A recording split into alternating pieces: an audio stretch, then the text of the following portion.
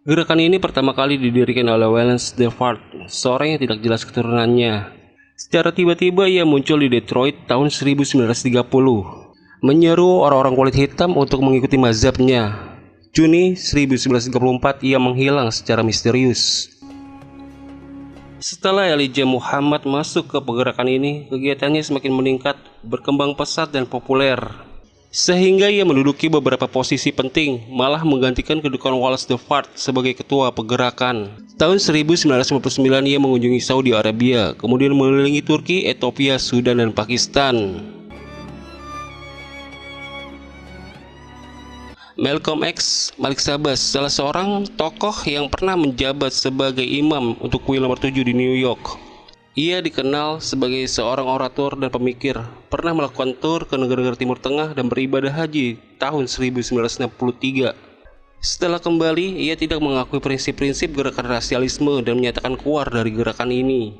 Kemudian ia membentuk sebuah kelompok yang disebut Jamaah Ahli Sunnah, tetapi akhirnya dia sendiri diculik dan dibunuh pada tanggal 21 Februari 1965. Wallace de Muhammad, anaknya Elijah Muhammad, ia menjabat sebagai imam pada kuil di Philadelphia. Pada tahun 1967, ia menunaikan ibadah haji. Setelah itu, ia berulang kali mengunjungi Saudi Arabia.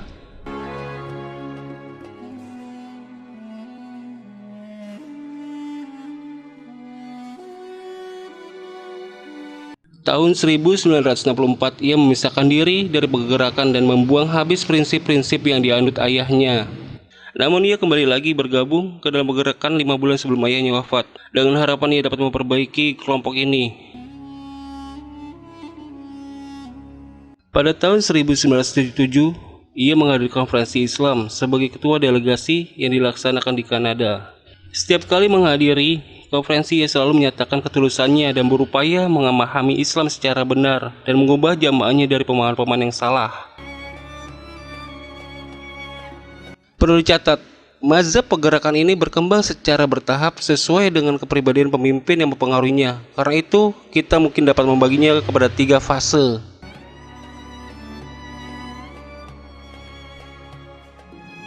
Fase Wallace DeFart. Pertama kali berdiri, organisasi ini dikenal dengan sebutan Nation of Islam. Dalam fase ini, ide yang sangat menonjol ialah terfokus kepada ketinggian ras kulit hitam dan keasliannya, menekankan kepada keterikatan mereka dengan kemudian bangsa Afrika, dan menyerang orang-orang kulit putih yang dianggap sebagai setan-setan.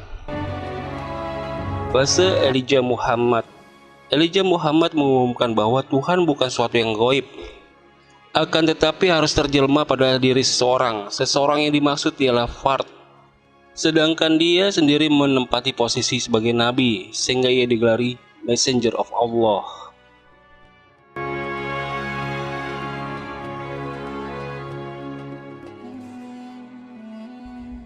Organisasi ini berusaha keras mengangkat ras kulit hitam, bahkan dianggap sebagai sumber segala makna kebaikan. Bersamaan itu, mereka tidak henti-hentinya menghina orang kulit putih sebagai orang hina dan rendah. Elijah juga tidak mempercayai adanya malaikat dan hari kebangkitan. Ia juga menolak bahwa Nabi Muhammad sebagai nabi terakhir. Selain mempercayai kitab-kitab samawi, ia juga mempercayai satu kitab khusus yang akan turun kepada kaumnya, orang-orang berkulit hitam. Kitab ini merupakan kitab samawi terakhir yang turun untuk umat manusia.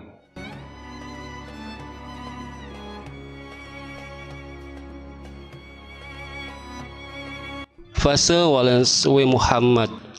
Tanggal 24 November 1975, nama organisasi ini diubah menjadi Bilalians, dinisbatkan kepada Bilal bin Rabah, muazzin Rasulullah.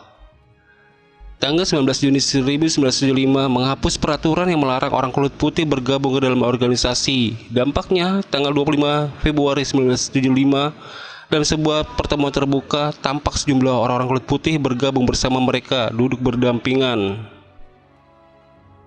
Dalam rangka perbaikan, organisasi Wallace de Muhammad terus-menerus melakukan perbaikan terhadap pemahaman keislaman anggotanya. Walaupun belum 100%, akan tapi jika dibandingkan dengan keadaan masa sebelumnya, periode ini telah menampakkan arah perbaikan yang nyata dalam beberapa segi, baik mengenai pemikiran maupun akidahnya.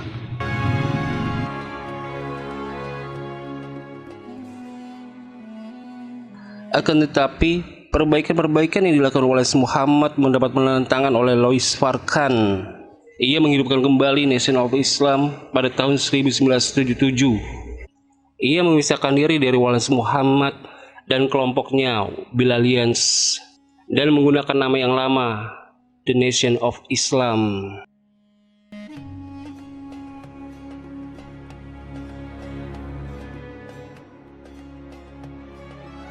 Kelompok ini akhirnya terpecah menjadi dua. Kelompok Wallace Muhammad yang diberi nama Bilalians yang sudah kembali kepada ajaran Islam yang benar secara akidah dan ibadah. Dan kelompok Louis Farrakhan yang kembali menggunakan nama Nation of Islam dan menghidupkan kembali ajaran Elijah Muhammad yang sesat hingga saat ini.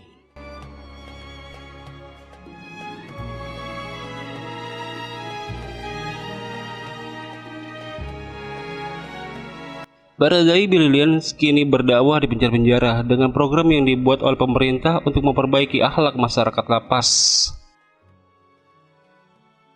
Ada kemajuan signifikan setelah mereka memeluk Islam, menjadi orang yang disiplin dan patuh. Dengan demikian, para sipir penjara sangat berterima kasih dengan adanya kegiatan Baradae ini di penjara.